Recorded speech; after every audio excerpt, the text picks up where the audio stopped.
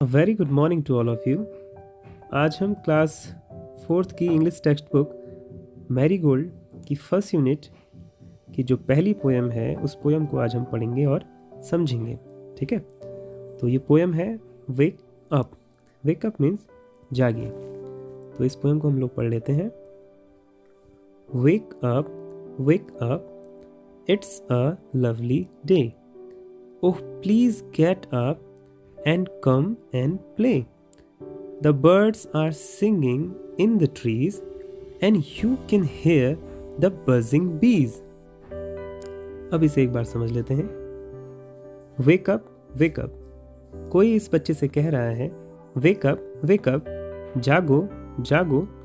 It's a lovely day. यह कितना lovely दिन है। लवली मतलब बहुत प्यारा। ये कितना प्यारा दिन है। Oh please get up. Oh please get up. Get up मतलब बिस्तर से उठना। ओह प्लीज़ गेट अप, बिस्तर से उठो। एंड कम एंड प्ले, और आओ और खेलते हैं। Come and play. The birds are singing in the trees. The birds, जो बर्ड्स हैं, are singing in the trees. Singing का मतलब होता है गाना गाना। तो the birds are singing in the trees. Birds trees में सिंग कर रही हैं, पेड़ों में गाना गा रही हैं। And you can here the buzzing बीज। बजिंग का मतलब होता है बच्चों, जो बीज होती हैं, हनी बीज होती हैं, मधुमक्खियाँ होती हैं, जो उनकी आवाज़ होती है ना, वो भिनभिनाती है ना, तो उनकी भिनभिनाने की आवाज़ को इंग्लिश में बजिंग कहते हैं। तो and you can here the buzzing बीज, तो उठो और तुम सुन सकते हो। You can here the buzzing बीज, मधुमक्खियों को भिनभिनाते हुए। अब अगला स्टैंजा देख लेते हैं बच्चों। Wake up, it's a lovely day. Oh please get up and come and play. ये तो वही लाइन्स हैं बच्चों जो हमने अभी पढ़ी थी और समझी थी। वेक अप, जागो, जागो। इट्स अ लवली डे, यह कितना लवली डे है, कितना प्यारा दिन है। Oh please get up, oh please अब उठ जाओ बिस्तर से। एंड कम एंड प्ले, और आओ खेलते हैं। It's much too late to lie in bed, so hurry up you sleepy head. It's much too late, अब बहुत देर हो चुकी है। टू लाई इन बेड, लाई मतलब लेटना, सोना। तो अब बहुत देर हो चुकी है बिस्तर में सोने के लिए, लेटने के लिए। So hurry up you sleepy head, तो जल्दी करो you sleepy head. Sleepy head ऐसे इंसान को बोला जाता है जिससे बहुत नींद आ रही हो।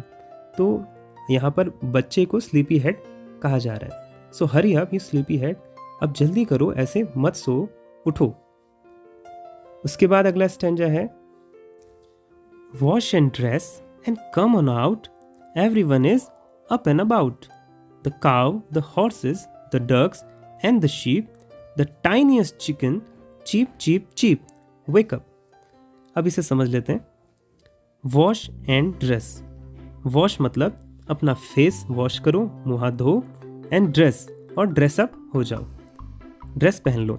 एंड कम ऑन आउट, और कम ऑन आउट, अब बाहर आओ, घर से बाहर आओ। Everyone is up and about. Everyone is up and about.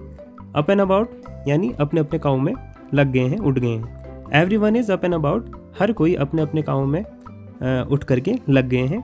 अब कौन कौन उठे हैं? The cow, the horses, the ducks and the sheep. The cow गाय, द हॉर्सेस घोड़े, द डक्स बतख, एंड द शीप भेड़ें। तो काउ उठ गई है, हॉर्सेस उठ गए हैं, डक्स उठ गए हैं, शीप उठ गए हैं। ये सभी उठ गए हैं और अपने अपने कामों में लग गए हैं। Even the tiniest chicken, cheep cheep cheep, wake up. Tiniest, tiniest का मतलब होता है, ये वर्ड बना है आपका टाइनी से, ठीक है। टाइनी मतलब छोटा, तो टाइनीएस्ट होता है सबसे छोटा। तो सबसे छोटा चिकन, चिकन यानी मुर्गी का बच्चा, चूजा, है ना। तो द टाइनीएस्ट चिकन, जो सबसे छोटा चूजा है, वह भी उठ गया है और चीप चीप चीप आवाज़ निकाल रहा है। वेक अप, इसलिए अब उठो।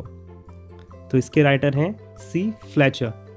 तो बच्चों ये थी आपकी पोयम। आई होप आपको समझ में आ गई होगी। इसके कुछ नए वर्ड्स यहाँ पे लिखे हुए हैं, न्यू वर्ड्स, इनको हम देख लेते हैं। फर्स्ट है लवली। लवली का मतलब होता है बहुत प्यारा। बजिंग, ये आपको हमने बता दिया है। Buzzing is the sound of बीज, जो मधुमक्खियाँ होती हैं उनका भिनभिनाना बजिंग कहलाता है। स्लीपी हेड, ऐसा पर्सन जिसको बहुत नींद आ रही हो। और टाइनीएस्ट का मतलब होता है सबसे छोटा। ठीक है, ओके, आज की वीडियो में इतना ही। आई होप आपको ये समझ में आ गया होगा। Thank you.